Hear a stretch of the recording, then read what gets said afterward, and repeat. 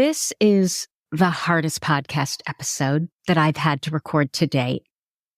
Since starting this podcast back in 2019, many of you have asked for an episode on grief.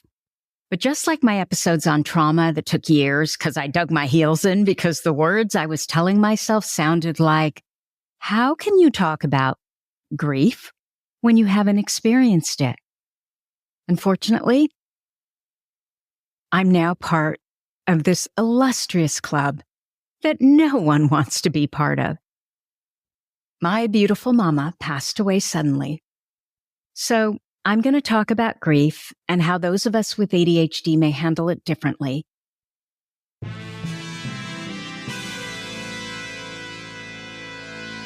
Thomas Edison, Richard Branson, John F. Kennedy, Mozart, Michael Jordan, Will Smith.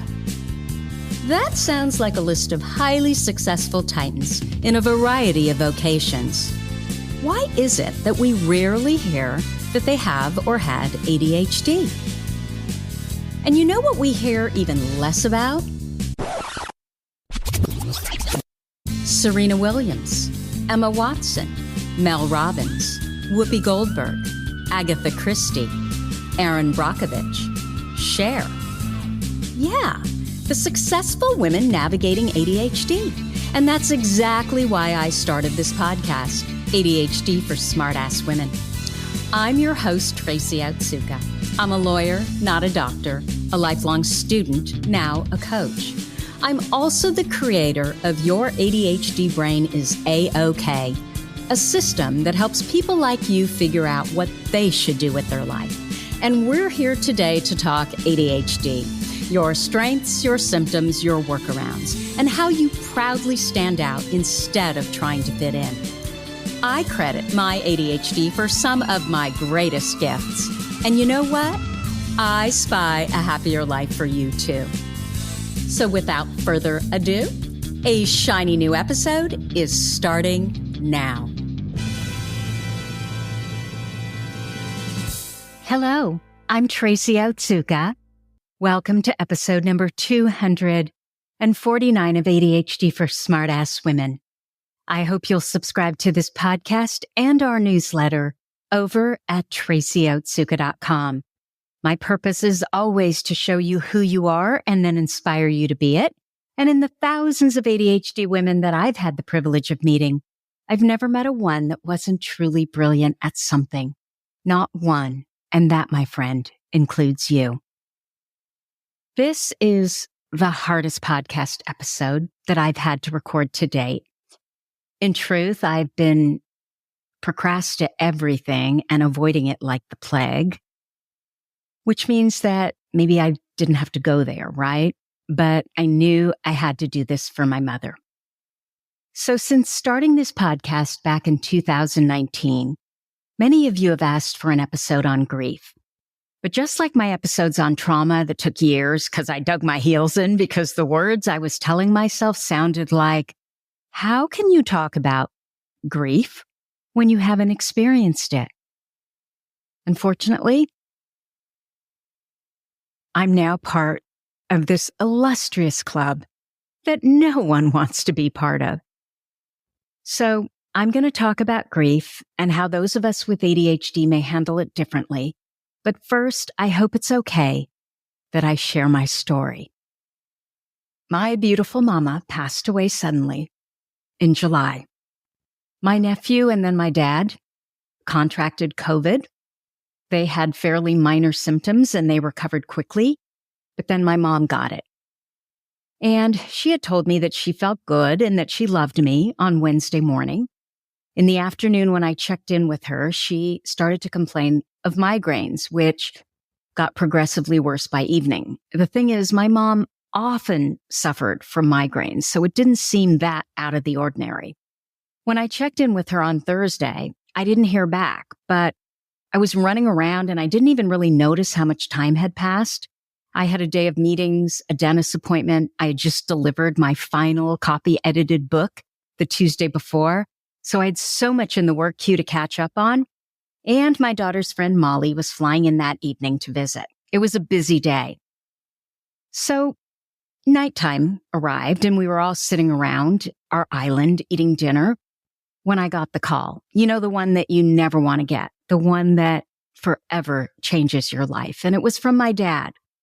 My dad, by the way, never calls. My mom did all the communications in our family. So I panicked because I just knew that if he was calling me and not my mom, there was something seriously wrong. My dad said, "Tracy, Mom had a stroke and she's being airlifted to a stroke center at Mills Peninsula Hospital to operate." He promised to call us back once he heard from the operating physician. At that point, we would then figure out what to do next. So Mills was 2 hours from our home and my parents' home in Sonoma County. It also happened to be in the city of Burlingame, which is where my parents bought their first home, and I spent most of my childhood. As a child, we had driven by Mills Peninsula Hospital several times a day. My mom loved Burlingame and Hillsborough, which is where we lived from the time I was 12. Not so much Sonoma County, which is where my parents retired to.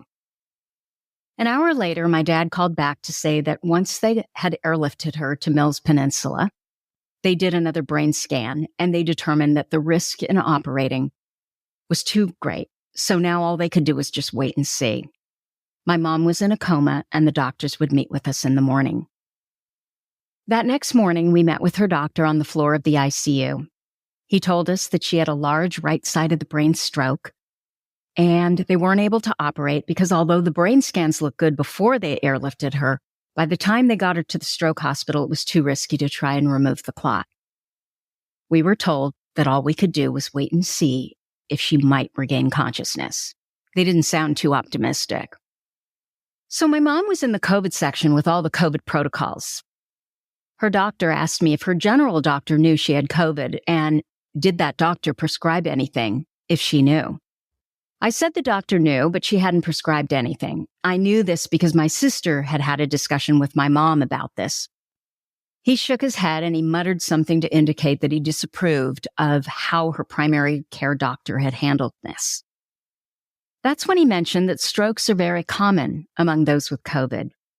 I've since seen studies that there can be up to a 25 times higher likelihood of stroke if you have high blood pressure and you get COVID. Of course, we didn't know any of this. I mean, my mom looked at least 10 years younger than her chronological age. She had just visited her family in Germany for 4 weeks a few months before, and she was getting ready to go to Japan with my dad. She wasn't sick, she was very active, and she seemed in great health to us. She did, however, have high blood pressure, and she took medication for it. Going into her hospital room was awful. It was like a bad dream. I felt like I was living all those news stories where families are surrounding a loved one in the COVID unit. 2 of us could go in at a time and we were outfitted head to toe in what they call an isolation uniform, which consisted of a gown. It was yellow, an N95 mask, plastic shields, and gloves. Now, as compared to other COVID patients and families, at the start and even the middle of the pandemic, we were actually really lucky because we could be there. Every day for the next 10 days, I was there with my kids. Well, it took Marcus a few days to get home from New York. But I was there with my kids, my husband, and my extended family. The prognosis got progressively more depressing since my mother never regained consciousness.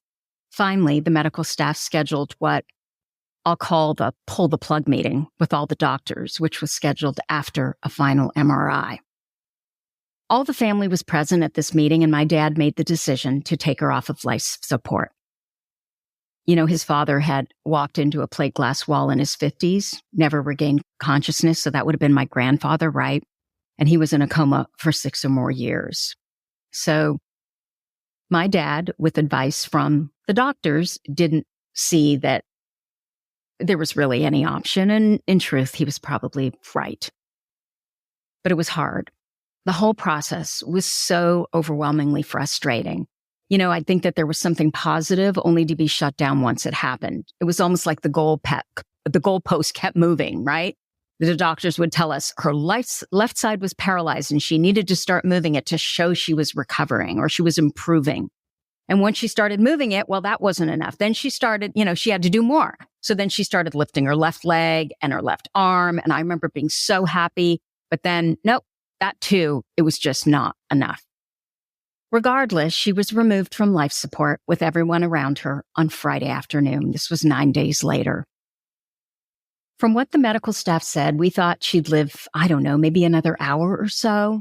We were all playing her favorite songs and singing by her bed. But of course, what the universe and these doctors didn't know was that my mother was about as stubborn as they come. My daughter, who I dubbed my emotional support daughter, I could have never done this without her. She stayed awake by her bedside all night with me. The next morning, my mom was still going strong. You know, we paid rapt attention to her vitals and the horrible term that the nurses called the death rattle, which is this rattling sound that someone who's dying makes when they're trying to breathe. I had never heard this term before. And I'll say it's the most horrible term I've ever heard. And I beg you, if you are a medical professional, to please find a different word. Like, I was fine with my mom's labored breathing until a nurse used that term. And you know, our ruminating brains, right? I literally felt like I was in this awful William Faulkner novel, like as I lay dying, right? With death buzzards circling around the room. Late that following afternoon, it was now Saturday, we were moved to what they called a comfort room, which was anything but. I think it was much more stressful than the ICU room. You know, they take all the machines and staff out that give you vitals. So you have no idea. We had no idea how my mom was doing. Before, I had paid rapt attention to every sound she made, right? Certain that this was the one. And I could pay attention to the equipment. I could see what her vitals looked like. But after 24 hours of this, I knew my mom. And I figured she was just going to play a trick on us and not leave us for, who knows, a couple of weeks, maybe a month. I didn't know. I remember looking at my daughter, Adhd, who was reading on the window seat, and my son was on his phone.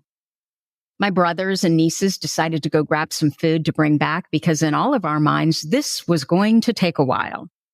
I was sitting right next to my mom's bedside, and for the first time in 10 days, I pulled out my phone and I opened up Twitter.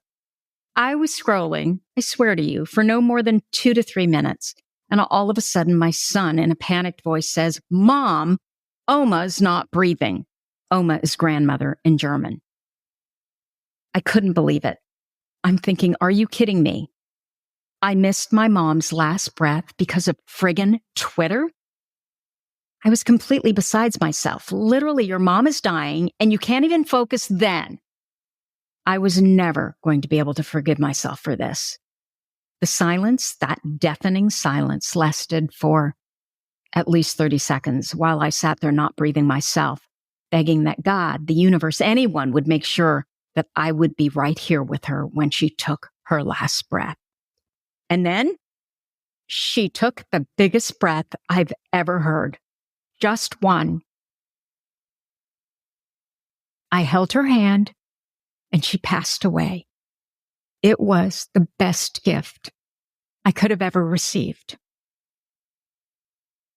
My mom passed away on Saturday at 5:17 p.m.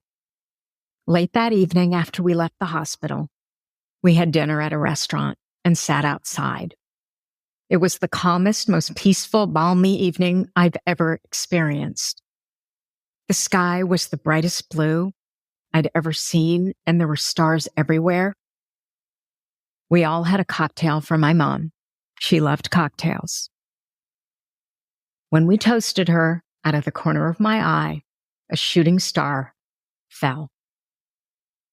Every Saturday since, I get a message on my Apple Watch at 5:17 p.m. that says, "Mom."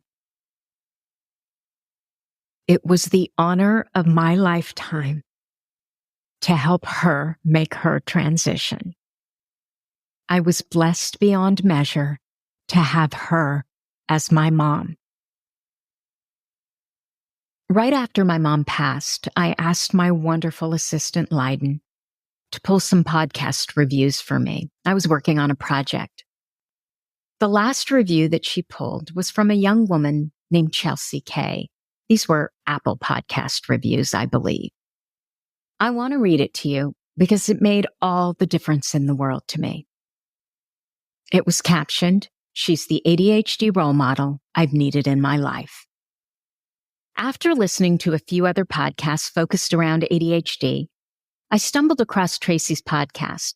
To give some background, my mom passed away 4 years ago. If it isn't hard enough to have ADHD as a young woman, it was nearly unlivable without the one person in the world who understood me and my intentions. Since then, so for 4 years now, I've been lost in this fog of feeling like what's wrong with me. I thought much of it was just the trauma of losing my mom.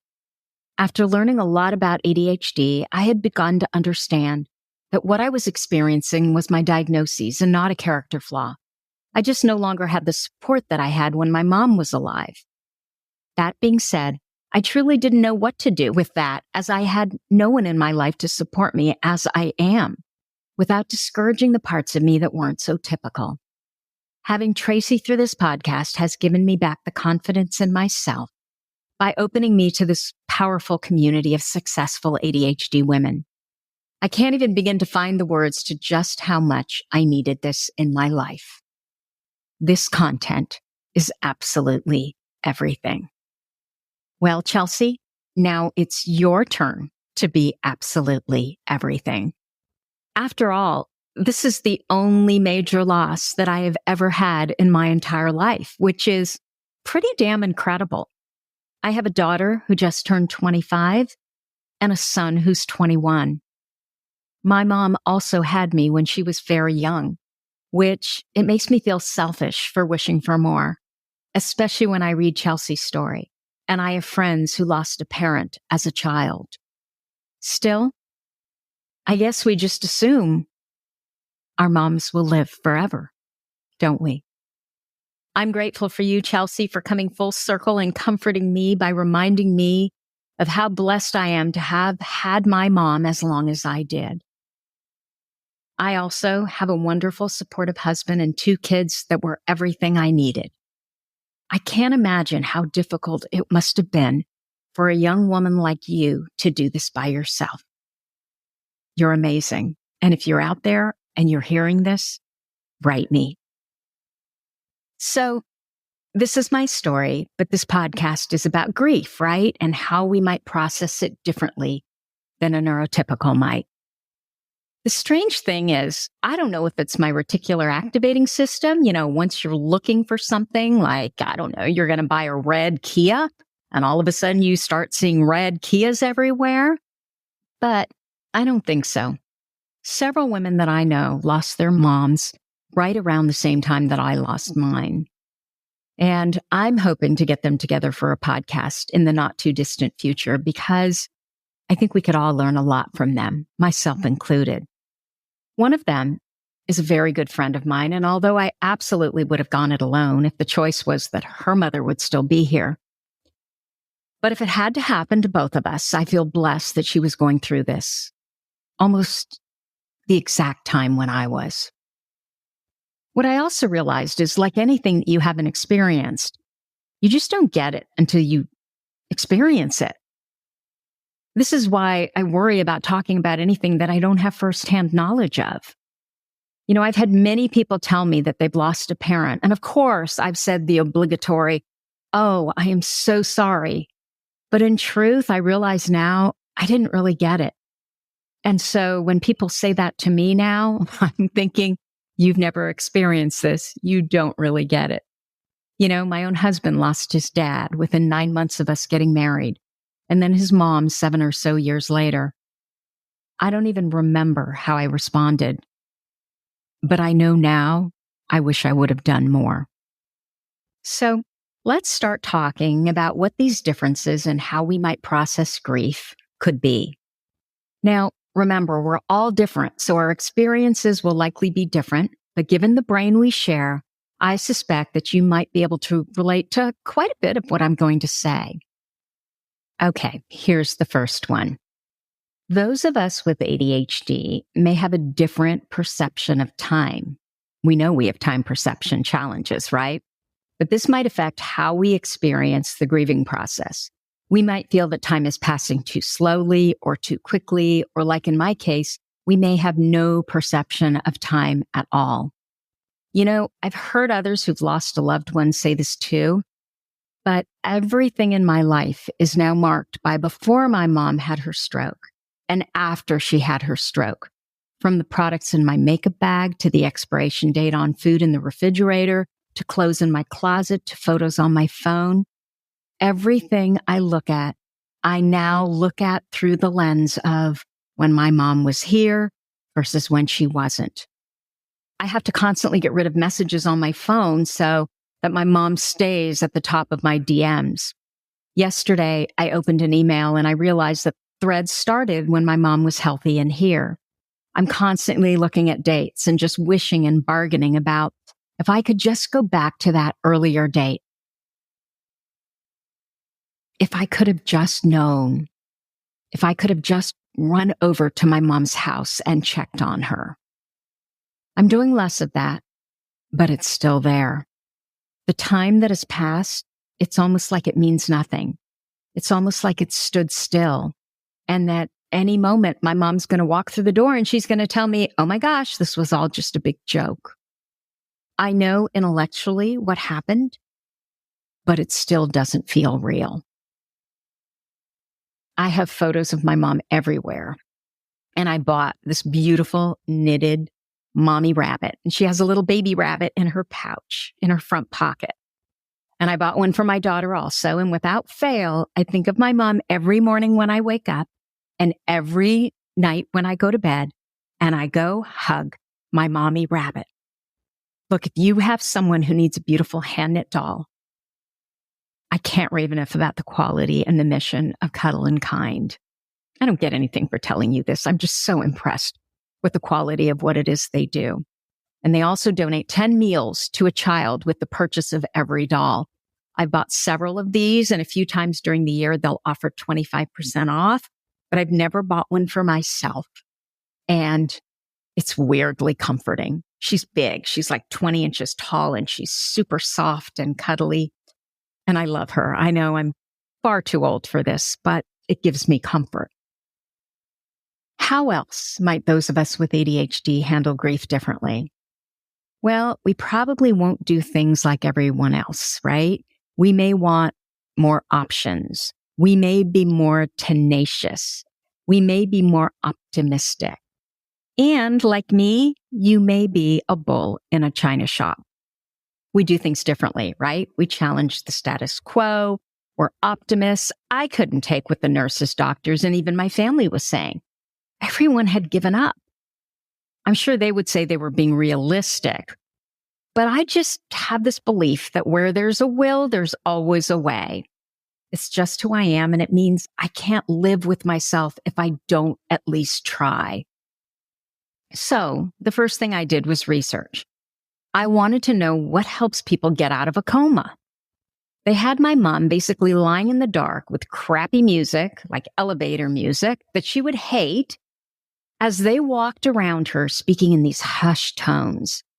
It made no sense to me, so I found a Korean study on comatose stroke patients and multisensory stimulation. It was a small study, but most of the studies are small, right? And what it found was that multimodal sensory stimulation played an essential role in the recovery of unconscious stroke patients. And this made sense to me. Get their brains to hear music they love. Get their brains to hear loved ones' voices, right? Get them to smell things they know, like their favorite perfume, and taste things like lemon juice on cotton balls. Finally, touch them by rubbing their shoulders and their hands as you talk to them. And you do all this 5 times a day, because what you're doing is you're helping them to engage all their senses. This study also found that this early sensory treatment provided by families, but it has to be done, at the beginning of a stroke, that these sensory treatments provided by families are more successful than if the nursing staff does them. And that makes sense to me too. So you can imagine some of the nurses hated me. My mom loved opera, so we blared opera and all her favorite songs, mostly from Doris Day and Joni James. I put lavender essential oils on her pillow. She loved lavender since she was a child, and several studies also show that lavender helps with anxiety, insomnia, stress, and even pain. We talked to her and showed her photos while reminding her about what happened in those photos. When were those photos taken? Who was there? I turned the lights on. We spoke in a normal tone. Most of the nursing staff was incredible. These people were saints and so loving and kind. But there were two nurses who really should have been in a different line of work, like maybe prison guards. They walked in one day. Actually, it was the first day that I met them. They didn't acknowledge my mom at all, didn't say hello to us, just turned their backs and started typing into this computer. And then they pushed us away from the bed while they checked on my mom. And there was no communication. They didn't say anything. They just pushed us away so that they could get their job done. But the worst thing was how rough they were with my mom compared to any of the other nurses. I said, hello, this is Tracy, and this is my mom, and you're causing her pain being so rough. And one of them looked up and kept working, not acknowledging anything that I was saying. And I thought, well, maybe she's just having a bad day. But I made a note to myself that I was going to be in the room whenever she was there. The next time my sister was in my mom's room and I wasn't there, she pulled my sister aside and said, your sister is not handling this well, and gave her advice on what I should be doing. Clearly, I should have been quietly crying on the side of the bed, or maybe I should have just not been there so that she could get her job done. Laughter and positive emotion had no business being in an ICU room, according to her. And opera music, lavender essential oils, overseas calls from my mom's brother to her really didn't. I had asked my uncle to call and talk to her, even though she was unconscious, hoping his voice might trigger something in her brain. When I ratted her out to the charge nurse, I didn't even have to say this nurse's name. Kim was her name, by the way. She said the name for me and was kind as could be, and shared that I wasn't the only one who had problems with Kim. Look, I'm an ask for forgiveness, not permission kind of person. But because of this horrible response from Kim, I decided to get my mom's doctors to buy off on this multimodal stimulation. So I copied the study and gave it to them. They agreed, and they both asked to keep the study so that they could do more research. And I guess it wasn't such a ridiculous idea after all, right? I also brought in dozens of photos and made a giant collage that I stuck to the wall so that everyone in that room could see who they were taking care of. The woman that was lying in that bed was not my mother, and I wanted them to know who she was. Every single person that came into that hospital room, I directed to those photos first. My mom, she was proud, she was strong, she was smart, elegant, and silly, bubbly, and beautiful. I wanted everyone to see who she really was. Several nurses commented to me on what a difference that made to them. My mom, she was a wife and grandmother and daughter and sister and mother-in-law, sister-in-law, daughter-in-law, and she was my mother. And I wanted them to see her in all of those roles. I was always so proud to introduce her to anyone. So why would it be any different now? So how else might those of us with ADHD handle grief differently? Well, we discovered that we're really good in a crisis. We take over and we lead. I think my family might have also thought I was just a little nuts, but again, we're crisis warriors, right? I was at that hospital every day, and it was a 2-hour commute each way. I coordinated with the hospital staff and my family because I was there most of the time, and so everyone came to me. I checked on my family who was struggling. I communicated with my mom's brothers in Europe. I planned the church service, ordered the flowers for the church, ordered the harp for the church, planned the reception at my home, picked up the ashes, bought the flowers for the reception at the flower mart, and then put them all together. I created the menu for the reception. I had a good sense not to cater this. I ordered the string trio, which I know my mom would have loved for our home. I was the point person for all the photos for a slideshow of my mom's life. I bought clothing and shoes for family members. I picked my mom's brother up from the airport. I hosted him for 10 days, which was a gift. And I left for New York with Ataya the day after we dropped off my uncle. And I kept a major book deadline during this period. My point in telling you all of this is just that I feel like I went into extreme ADHD hyperfocus, which might also be another reason that we handle grief differently. I also wanted to control everything because I knew that I would do all of this as well as anyone. And I also knew that it was the last thing that I would ever be able to do for my mom. I knew how much she appreciated when things were beautiful and there was a real attention paid to detail. No one else in my family really gets that or cares about it. It was our thing. That was my hyperfocus. And if I had to do it all by myself and be the warden to make sure this happened, so be it. As her daughter, I was going to fight for this. Busyness is probably also my own way of coping, right? I need to stay very, very busy. But I also suspect that maybe this is avoidant behavior, although I do feel like I've been processing this in a healthy way. I've been in action in the task positive network, the TPN, not in the default mode network, the DMN, where brooding and rumination happens. Remember, we have these two networks in our brain, right? And when we're in action, our TPN is firing and we feel good. When we're not in action, we're ruminating and brooding and upset and possibly hyper-focusing on bad stuff because our DMN is firing. And so the deal is, if you can get out of all that negative emotion by getting into action, by doing something, by working out, gardening, calling a friend, planning a service, picking up ashes, hosting a relative, arranging flowers, maybe you can stay out of the DMN. I also, like many of you, frankly, I just thrive in chaos. Another area where we may experience grief differently is social challenges. Social interactions may be more of a struggle for those of us with ADHD. People with ADHD, we might struggle with the expectations and norms associated with these kinds of situations. For example, those nurses had an expectation of how I should act, and that included no opera and no laughing, right? My family probably wasn't a huge fan of my optimism and unwillingness to just listen to the doctors, Tracy, right? I mean, and they had their own right to handle their grief the way that worked for them. And they were actually fantastic. I also didn't wear black to my mom's service. Instead, I wore a coral pink, which was one of my mom's favorite colors.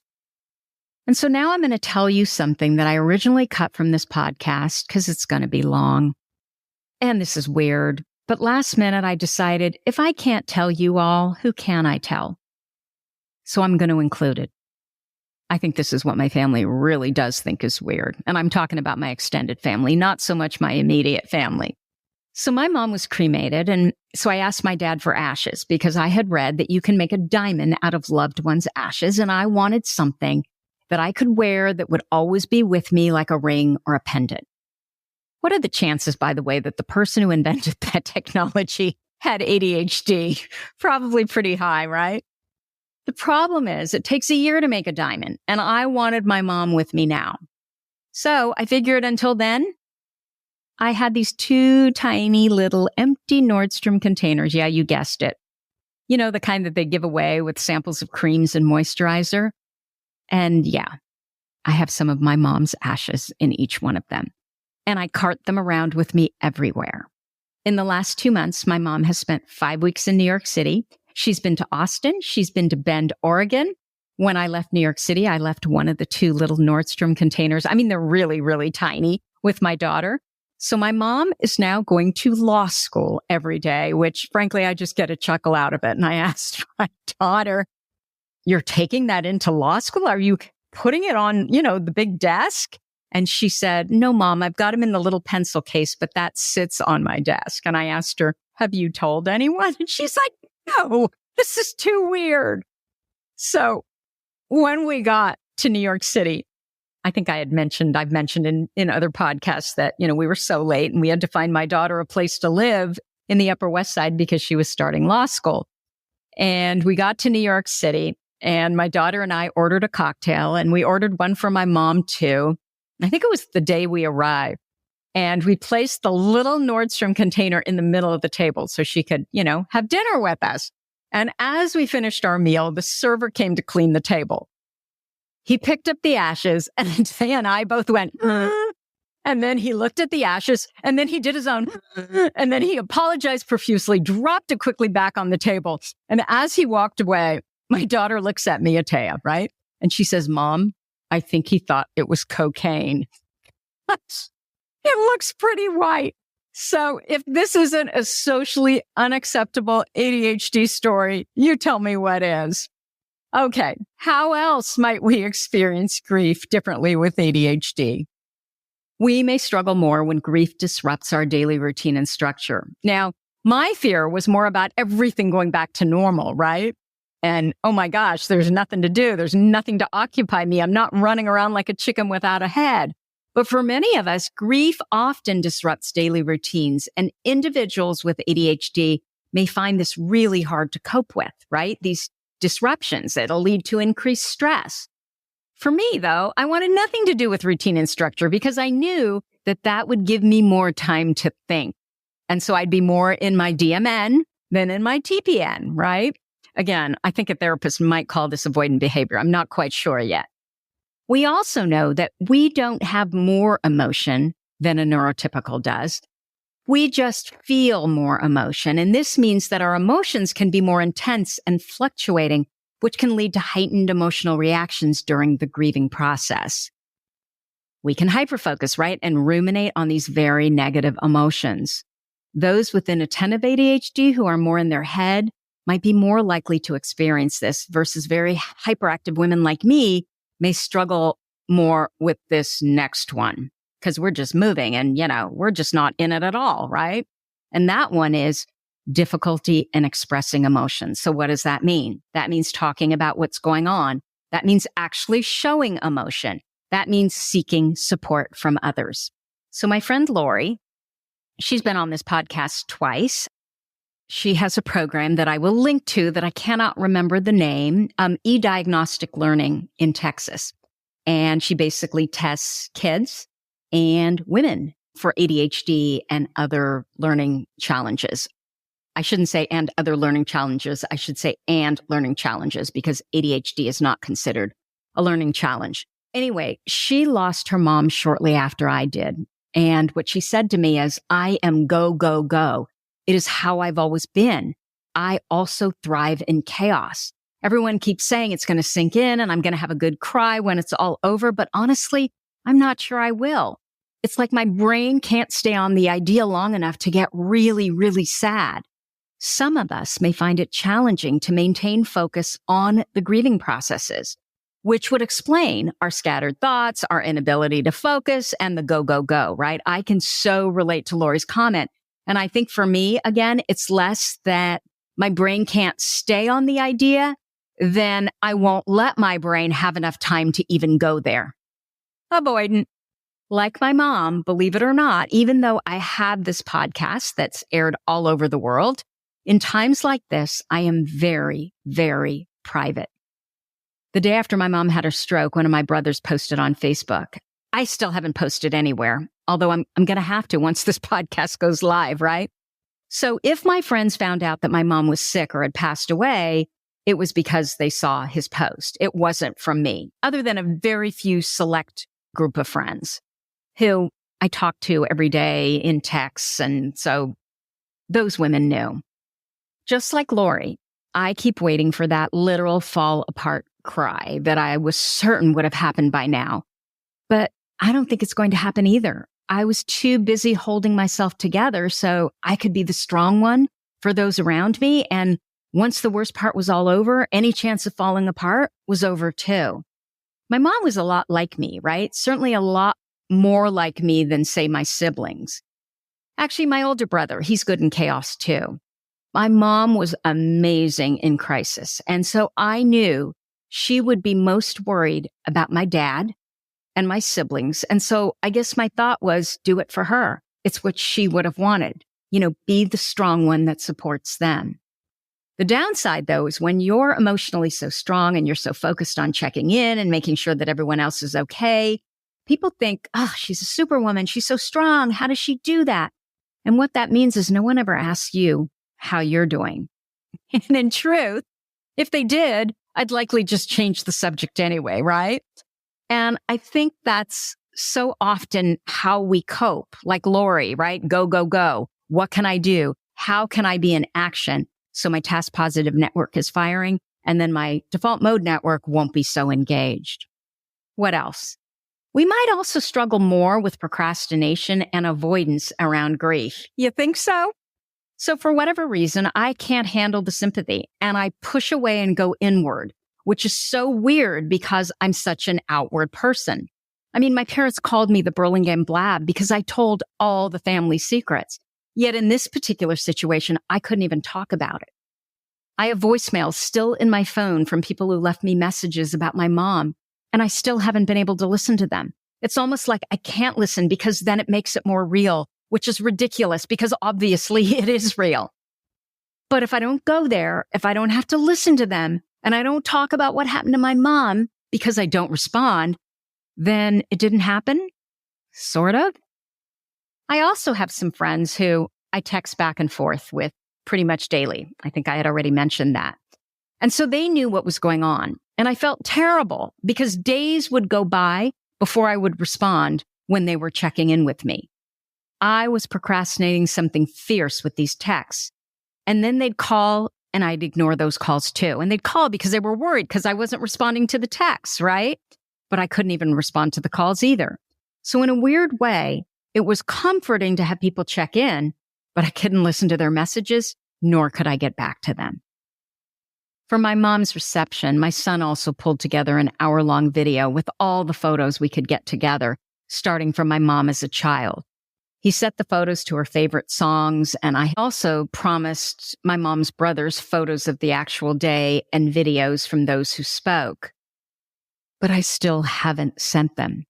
Everything that could go wrong did, in my defense, and the slideshow that played well on a giant screen was too big for laptops. So it all had to be rebuilt, which means I had to find someone to do this. My son was back in school. He didn't have time. And he just thought, it's going to take me so much longer than someone who knows what they're doing.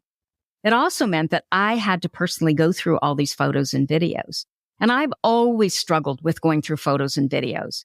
For other people, this may make them happy, but for me, I really hate it. I can barely look through my kids' old photos. There's so much emotion tied to what happened to the time. Like, where did those babies go? And they're alive and thriving. So can you imagine how hard it would be to go through my entire childhood and see my mom, who was always there, but is no longer? The good news is I just got the slideshow back, and I've had the rest of the photos and videos sitting in my email inbox with all the links since August. So by the time this airs, the photos and slideshows will have been sent. But I'm embarrassed about how long it's taken me and how difficult it's been. I don't know what it is about photos. Yes, it's the emotion, but then it's also the whole organization around them that I just don't understand. And it's literally like some of the hardest things I could possibly do, stuff around photos and videos. So these are just some general observations on how those of us with ADHD might experience grief differently. My good friend, the psychologist and procrastination coach, Dr. Christine Lee, told me something that really resonated with me. What she said is that with grief, you can't talk about it enough. Talking about it really helps to process it. So if you're struggling with grief, find a good clinician. Even delivering this podcast, I was worried. I wasn't sure that I could do it. I thought, oh my gosh, you're just going to be breaking up throughout the whole podcast.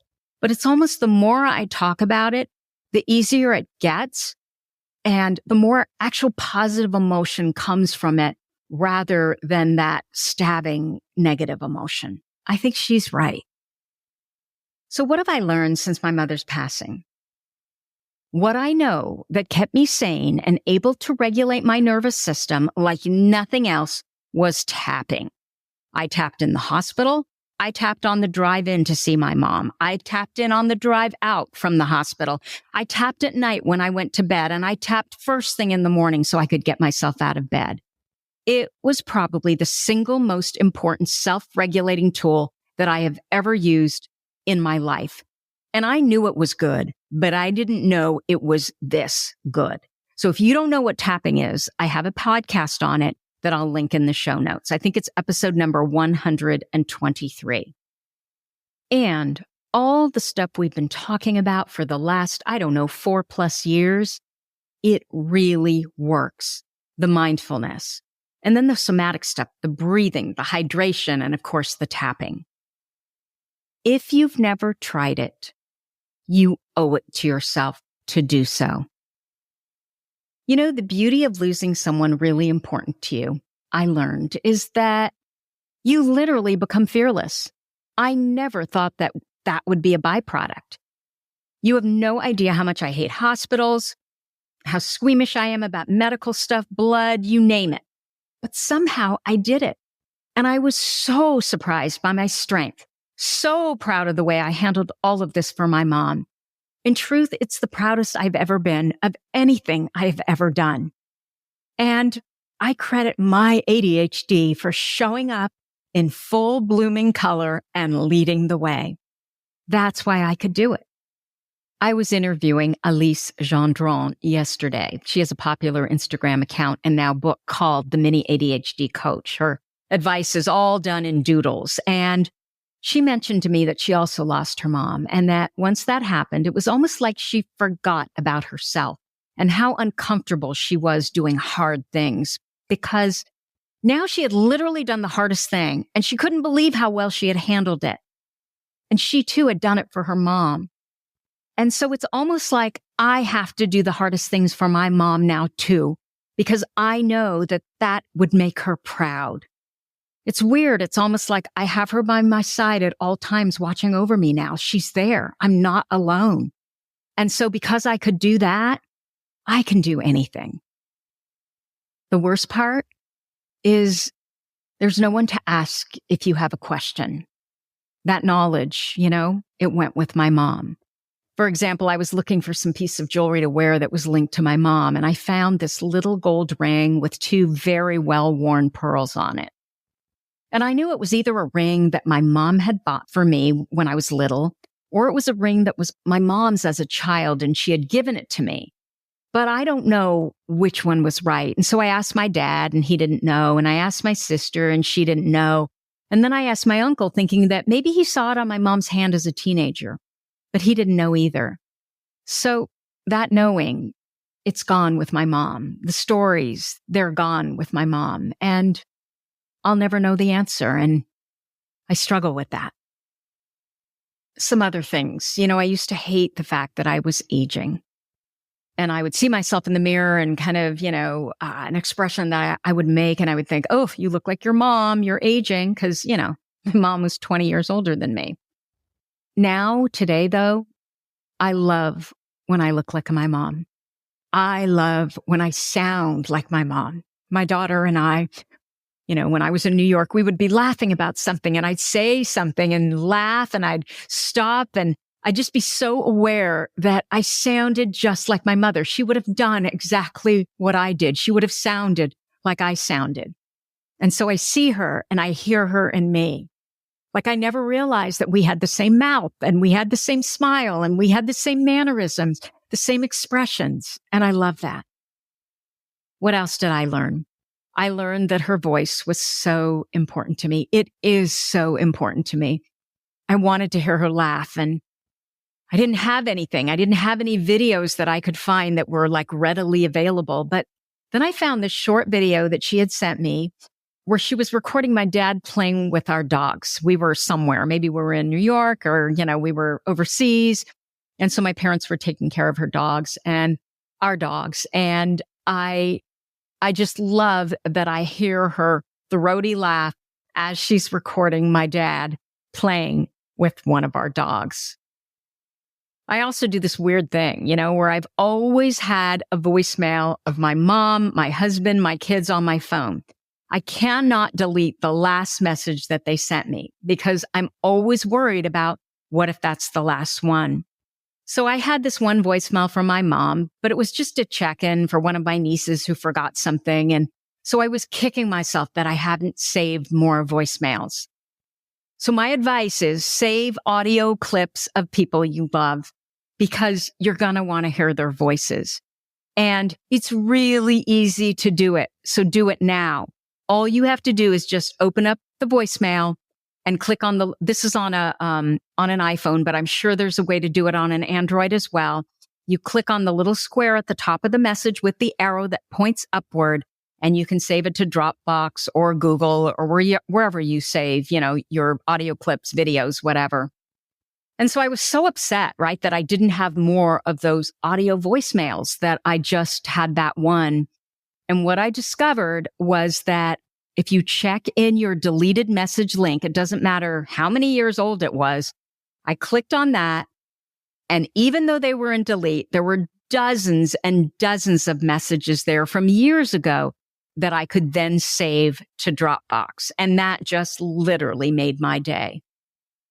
One more thing that I'd love to recommend is that a friend told me about a podcast by Anderson Cooper called All There Is.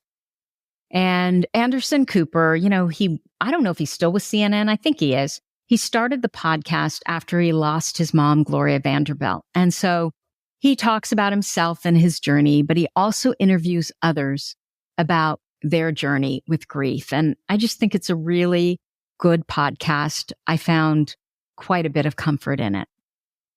Since I was in the first grade at Benjamin Franklin Elementary School, losing my mom has been my biggest fear. And so it was especially cruel that we had to drive by my old elementary school every day on the way to the hospital. I used to worry so much that something would happen to my mom. So I'd lie to the school nurse and I'd tell her I had a really bad stomach ache. So they'd call my mom down and she'd pick me up.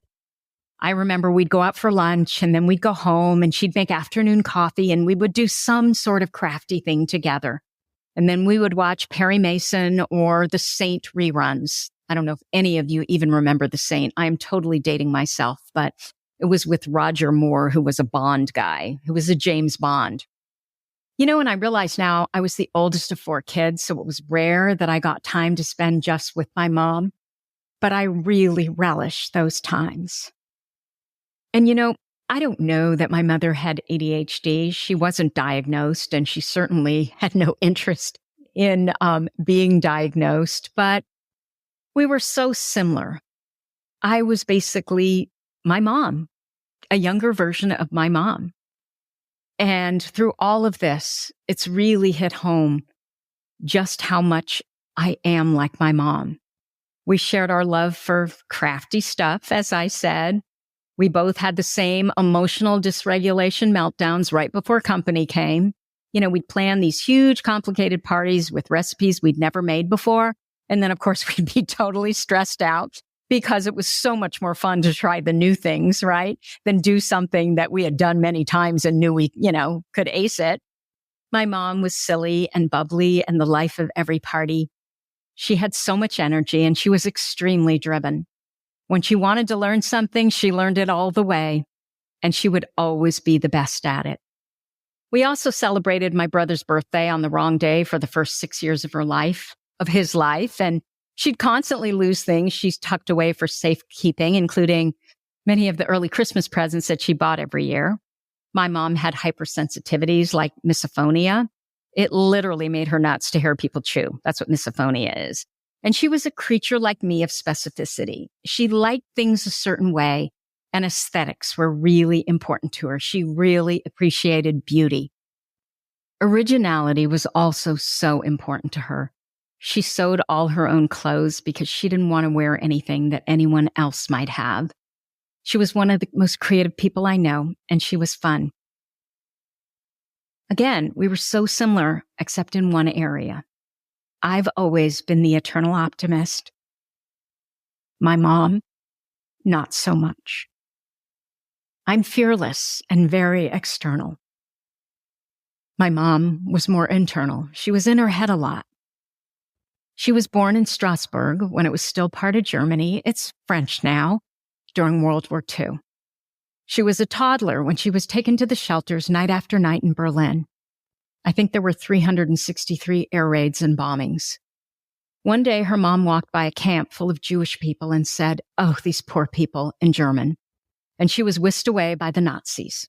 No one knew where she was for, I think it was 2 weeks. My grandfather negotiated my grandmother's release, but it meant that she had to flee immediately with her kids. My grandfather was required to stay back. My grandmother had never worked, and she had 3 kids at the time. And my mom tells a story of somehow arriving at a farm in the middle of a countryside, and they were all starving. And this lovely farmer took them in. And so they were really poor, and they often struggled. My mom's aunt was also sterilized by Hitler due to mental health issues. My mom and her family were among the fortunate, however. Unlike so many other innocent people, they lived. There were other things that happened during this time which I'm not at liberty to discuss. As I said, my mom was very private. But suffice it to say that she endured more trauma in the first few years of her life than most of us will ever know in our entire lives. And I'm astounded at her resilience. If you followed this podcast for any period of time, you know I've been writing a book. As I was writing it, I realized that I wrote it in large part for my mom so that she could understand herself better.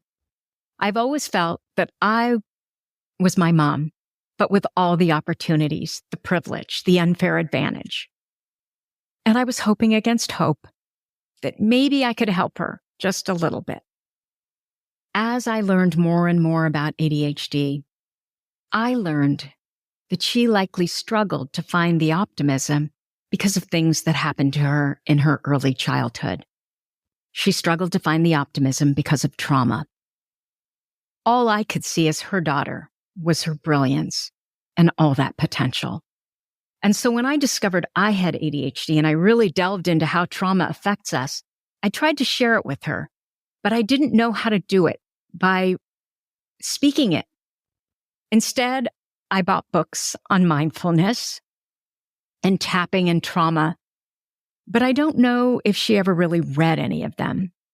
Although I will say that the one on trauma was sitting by her bedside. When nothing seemed to really work, I decided to write this book, something she could read in totality that would help her make sense of her experience. It would give us a way to talk about it, right? In other words, it wouldn't be about what was wrong with her. There was nothing wrong with her. It would be about understanding why and how what happened to her likely affected her responses and how she might view the world. And it would also be about, look, how fixable it can be. I mean, I'm an optimist, right? So I finished the book on Tuesday, and I remember thinking, I'm going to send it to my mom. My dad was a dentist, and so my parents are science medical people. They're old school, right? And they couldn't really understand how any publisher in their right mind would pay me, a layperson, to write a book about a medical condition. And so the perfectionist in me thought, it would have more credibility when it was released as a real book and not just a copy-edited PDF on my computer. So I didn't send it to her. That was Tuesday. That following Thursday, my mom had her stroke.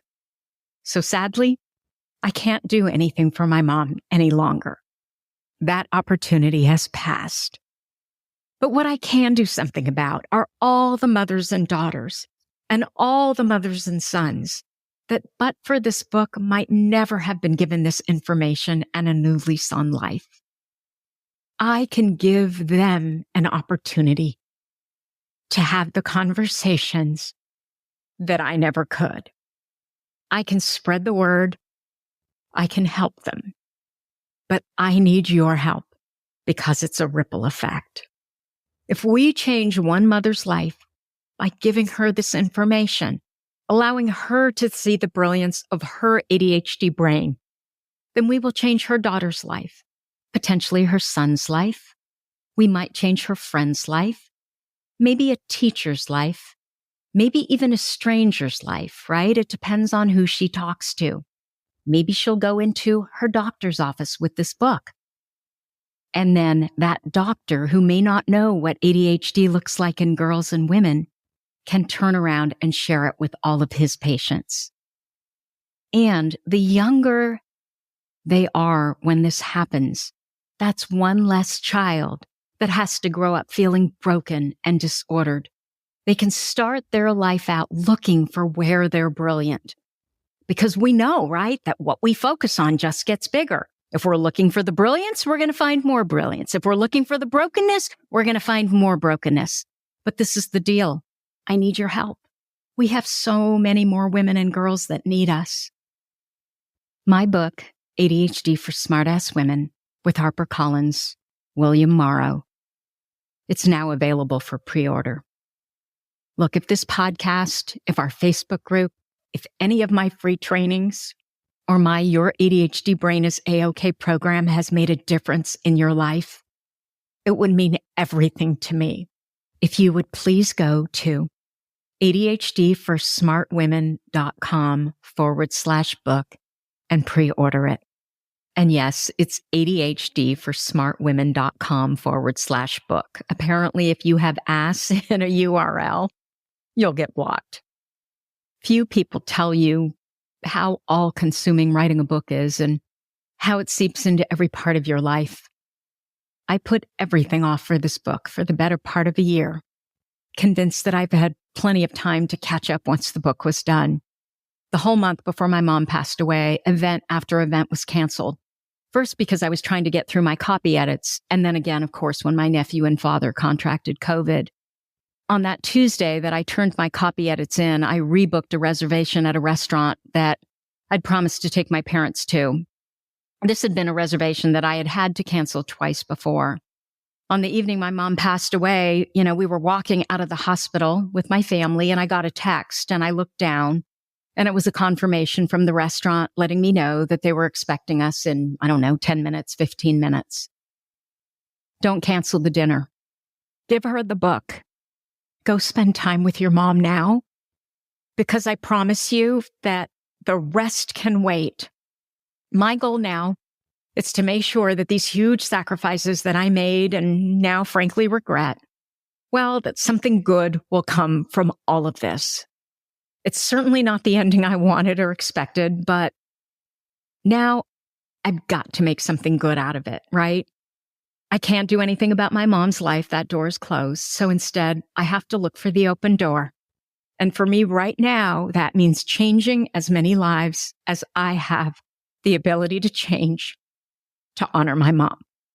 I know that the reason I struggle much less than other women with ADHD is almost entirely because of my mom. She fought for me, and she allowed me to be exactly who I am. She never shamed me, ever. Look, if my daughter had walked out of the house with all the weird clothes that I made, the oversized floppy hats and the ridiculous hairstyles, I would have most certainly said something, but my mom never did. My mom might not always have been an optimist about herself, but she was always an optimist about me. I had an unfair advantage, a mother who loved me unconditionally and thought I could do anything. And because she thought it didn't much matter what others thought. I trusted her. And so I thought it too. Let's go change some lives. Please pre-order the book at ADHDforsmartwomen.com/book. I also want to say something quick about COVID. Please take it seriously. It's not a joke. As I mentioned, if you have high blood pressure, there is up to a 25 times higher likelihood of stroke if you contract COVID. Because everyone in my family already had COVID, not to mention all the misinformation about COVID, we thought, my mom will be fine. It's not that big of a deal. So we didn't take it as seriously as we should have. I don't want this to happen to another family, and I certainly never thought it would happen to ours. Be kind, follow the science, and leave politics out of this. And if you're a nurse, thank you so much for the work that you do. In closing, I'd like to share with you the eulogy that I wrote for my mom.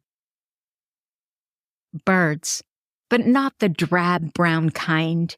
They need to be brightly colored and exquisitely formed, with porcelain-like beaks and perfect round little bodies. Hummingbirds, butterflies, frogs, and the color yellow. Our beautiful mama, I see you here, there, and everywhere.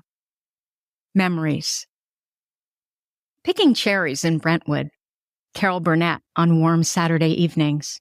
Nancy Drew and the Hardy Boys, too. Lawrence Welk. Lots of chamber music, especially string instruments. The German School of the Mid-Peninsula. Yummy, yummy, says my tummy, when we go to McDonald Land. Heintje, boombeintje, boom boom. Doris Day. Elke Summer. The Pink Panther. Copenhagen's on Burlingame Avenue. Yellowstone. Well, that might be a memory we all should forget. Life's lesson: you cannot cook gourmet meals in an RV. My mother was born in war-torn Germany in 1941. By the time she was 5, she had endured more hardship and trauma than any of us have experienced in our entire life.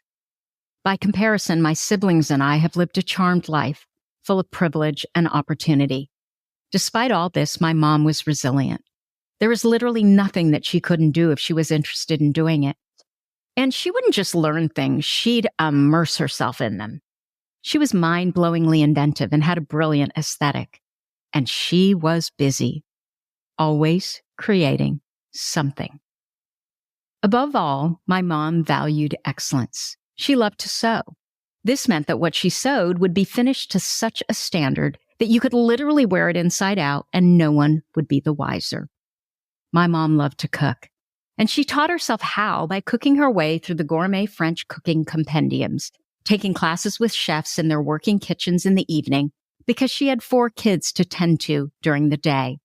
She religiously watched Julia Child and Jacques Pepin on PBS. She loved to flambe, so we joked often about the time she caught the curtains on fire. Did that really happen, or was that family lore? Another thing I meant to ask her. My mom loved to knit, but her knitting looked nothing like my knitting. It was so intricate that it rivaled the handiwork you'd find in a Connemara sweater from Ireland. The other day, I pulled pages of paper that were stuffed into the sleeves of the last sweater she had been working on. She'd track the intricate patterns that she knit by writing down numbers for every row she finished.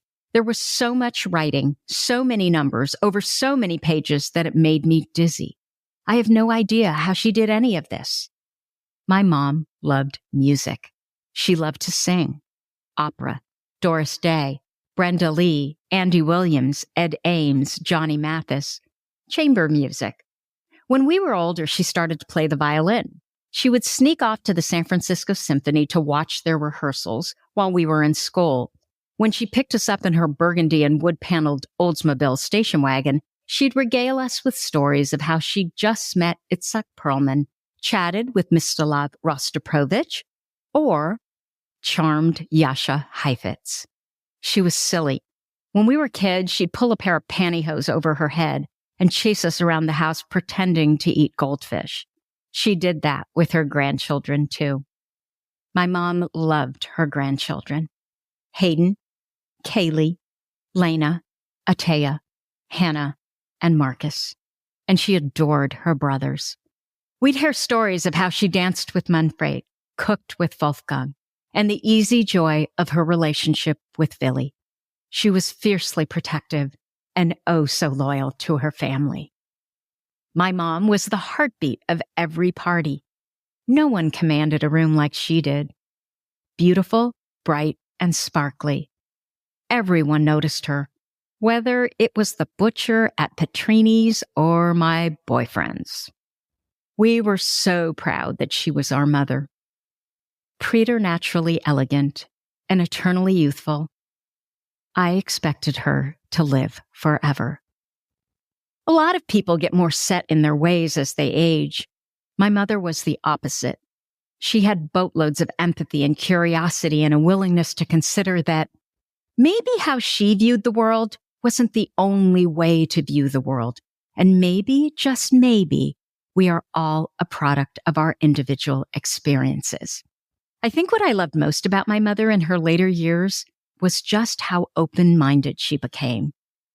Whereas she was a very strict mother, as a grandmother, nothing was a big deal. She said yes to high school parties, yes to man buns on Marcus, and my personal favorite, yes to tattoos. She welcomed individuality, knew what was important, and when it came to her grandchildren, she was completely non-judgmental. She saw no reason to sweat the small stuff. Nowhere, however, was my mom happier than when she was traveling with her best friend, my dad. And she did a lot of that. 40 countries at Marcus's last counting. Who gets to do that? Turns out less than 5% of the world's population. My dad was truly the love of her life. Some of my best memories were hearing my kids talk about conversations they'd had with their Oma, where she told them all the reasons she had fallen in love with their grandfather. After a party not too long ago, Ata announced that her favorite part of the whole evening was when my dad, her grandfather, kept asking her to look at Oma and followed that up with, doesn't she look great tonight? Hers was a life well lived. Our beautiful mama, we cannot miss you and at the same time feel your presence. We can't worry about the past or wonder about the future. So instead, we'll be right here in the present, focused on all the gratitude we can muster. It was the honor of our lifetime to have been your husband, children, grandchildren, and friend. Birds, but not the drab brown kind. They need to be brightly colored and exquisitely formed, with porcelain-like beaks and perfectly round little bodies. Hummingbirds, butterflies, frogs, and the color yellow. My beautiful mama, you are here, there, and everywhere.